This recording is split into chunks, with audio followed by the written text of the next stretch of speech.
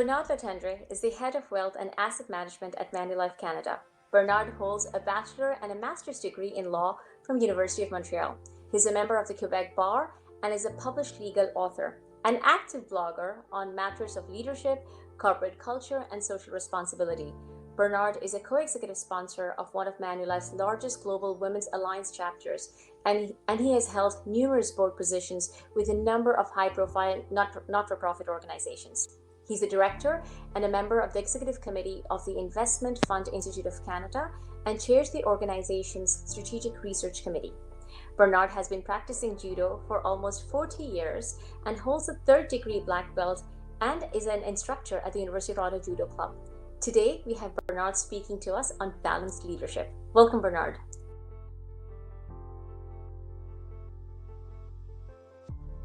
So I know, Bernard, you've written numerous articles on thought leadership on LinkedIn, and one of the articles that I've picked up is on ethic of duty versus an ethic of aspiration. So can you explain to us what's the difference between the two? Yeah, it speaks to the fact that as people who go about our lives every day, we can choose to either live up to obligations that are put on us, either by society, by others, by the employers that we work for, which is really an ethic of compliance. You are given duties and you try to live up to those duties. That is one way of looking at things. But there's another way of looking at things, which is really to look at everything you do from the standpoint of excellence. Did you do the best that you could possibly do with whatever task, whatever responsibility that you're given? And personally, I get much more excited by an ethic of excellence. I would rather be known as somebody who failed at hitting a formal target than to go to bed knowing that I didn't do my best. And sometimes you're not going to be achieving everything that you could, but if you actually did your best and if for some reason you failed, you pick yourself up, and the next day you decide, well, today I'm actually going to do better. This is what I mean by an ethic of excellence. It's about striving for the best that you can be, and to me, that is just that's just a higher level accomplishment than just striving for obligations that others would put on you.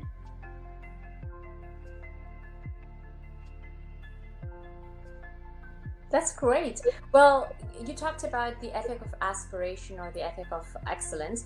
Also could be called an ethic of or a culture of excellence, which can also be correlated with sort of achieving higher levels of perfection, which can be counterproductive.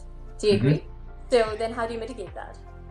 Yeah, it's also an interesting question because nobody can achieve perfection. It's out of reach.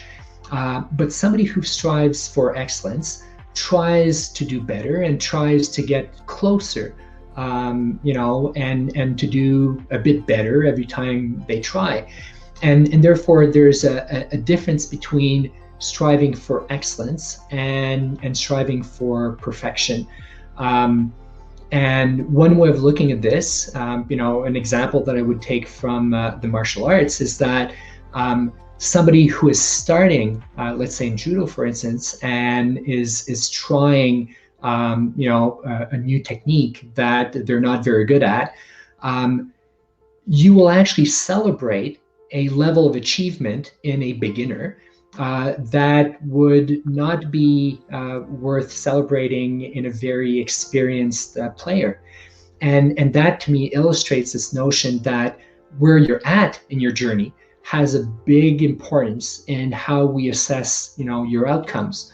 So to me, it's also a way of looking at this conflict, if you want, between good is good enough on one hand, everybody knows that saying, good is good enough. And on the other hand, this idea that you're always trying to do better. And the way you reconcile them is maybe that, well, I did everything I could today, and at this point in my development, that's the best I could do today. But tomorrow, I'm going to do better.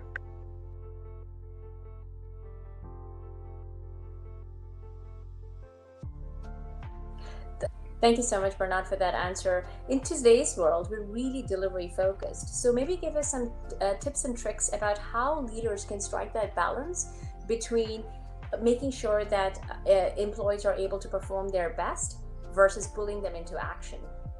Mm-hmm. Well, it's interesting. We are all accountable for some deliverables. So I run a business and I have some accountabilities, and there's people that work on my team, and we all have deliverables.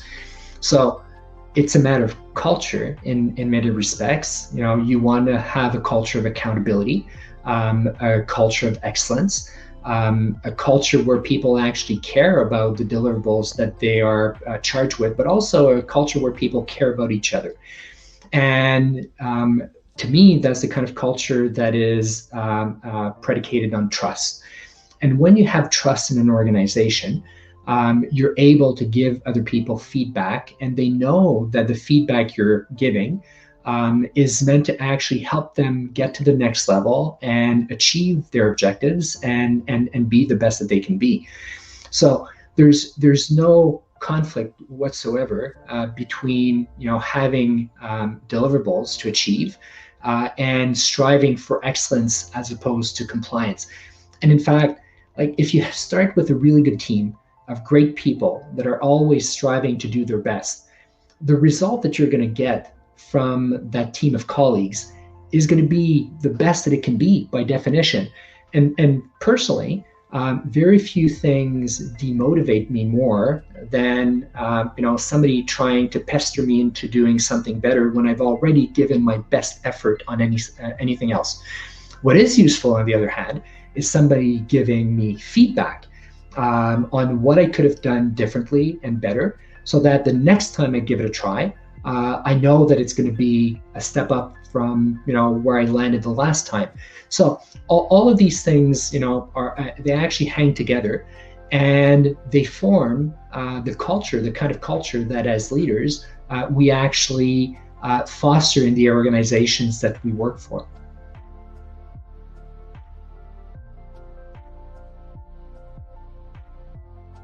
I think you nailed it. I think trust is instrumental.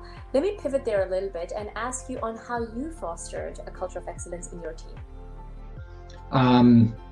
Well, first of all, it's not easy. It's a journey, and I think this is a perfect example of where having an ethic of aspiration as opposed to an ethic of compliance is actually going to give you better results, because the culture is never done. You can work in an organization for decades, and you're always going to be working on your culture. And what is a culture? At the end of the day, a culture is how we choose to work together to achieve our goals. It's how we behave towards each other, how we treat each other.